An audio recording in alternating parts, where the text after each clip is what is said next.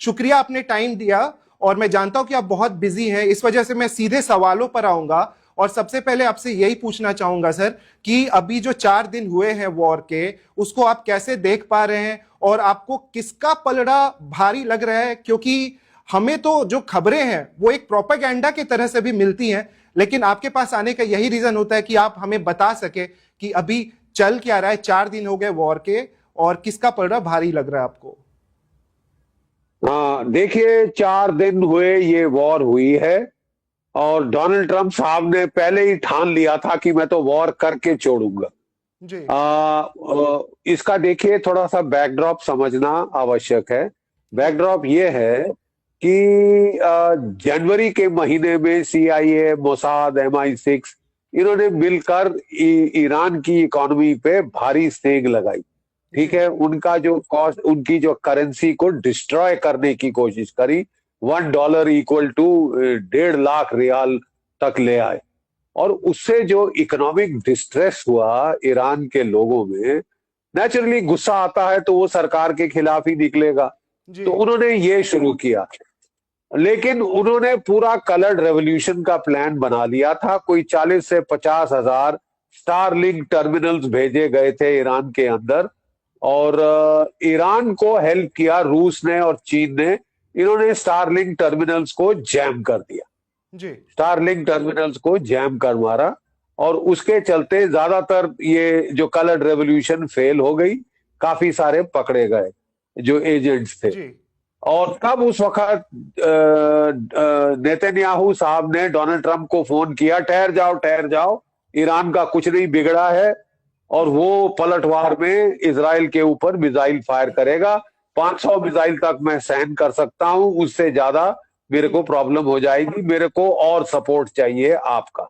जी Donald Trump ने जो Gerald Ford aircraft carrier battle group, Abraham Lincoln तो already जी straits के अंदर था, लेकिन जो जेराल्ड फोर्ड एयरक्राफ्ट कैरियर था, उसको वेनेजुला में 6 महीने से लगा हुआ था। उसको उठा के उन्होंने भेज दिया इधर, कहा, जी इजराइल के हाइफा पोर्ट के पास।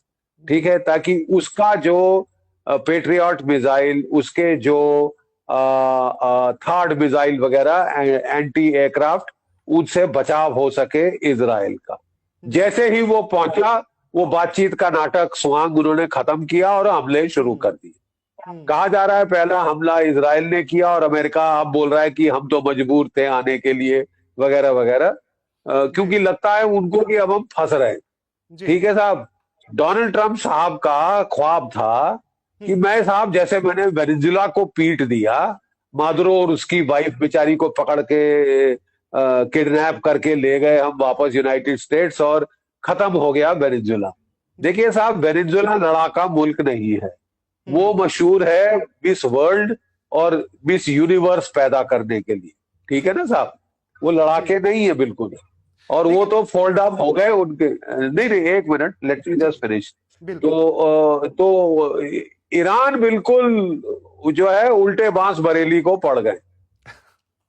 हमले में उन्होंने 46 जो हैं 48 मार डाले। जी खोमेनी साहब से लेके defence minister, army chief, IRGC chief इत्यादि इत्यादि मार डाले। जी ठीक है, लेकिन वो पहले से ही डिसेंट्रलाइजेशन के ऑर्डर दे चुके थे कि अगर हम मारे जाएं जी तो जो 33 IRGC के डिस्ट्रिक्ट्स हैं ऑल ओवर ईरान, जी they are free to shoot at Israel, free to shoot at America, the basis of America, जी वॉरशिप्स वगैरह सबको एंगेज कर सकते हैं आप। ठीक है, जी ठीक, आप समझ रहे हैं।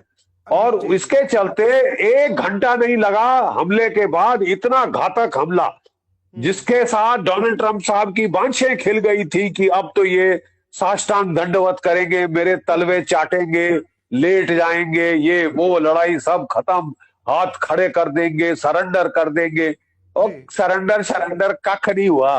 1 घंटे में पलटवार शुरू कर दिया, जी खाट खड़ी कर दी है। अमेरिका के सारे जो बेस मिडिल ईस्ट में हैं वो हिट हो गए, जी जिसमें शामिल अब दुबई, और क्या कहते हैं, कतर, और जॉर्डन, और UAE वगैरह वगैरह वगैरह, वो सारी लिस्ट आप जानते हैं।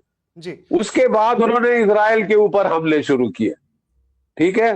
जी। और अब वहां पे अच्छा खासा नुकसान होना शुरू हो गया है। तिल मिला के आज इजराइल ने भी पलटवार किए हैं अच्छे।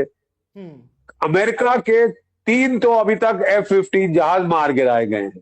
वो कह रहे हैं हमारी अपनी फायर से मर गए। अरे कौन अपने जहाज पे फायर करता है यार, क्या बेवकूफी है। एक जहाज गलती से हो जाता है, 3 जहाज गिर गए तो आप सफेद झूठ बोलते हैं, ठीक जी है। बिल्कुल। और अब तो अमेरिकन ने एडमिट कर दिया है कि हमारे 6 जवान शहीद हो गए हैं, 18 घायल हो गए हैं, और अभी भी वो बहुत कुछ छुपा रहे हैं, जी ठीक है। प्रॉब्लम ये है, ये समझ लीजिए, प्रॉब्लम ये है कि ईरान ने खाड़ी हॉर्मूज को बंद कर दिया है। $20 बिलियन बैरल प्रतिदिन वहां से तेल निकलता है।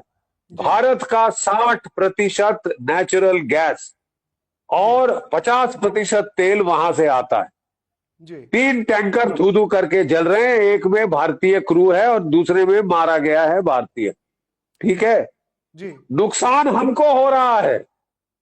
अब साहब हमारा हित जो है हम नहीं देखेंगे तो और कौन देखेगा।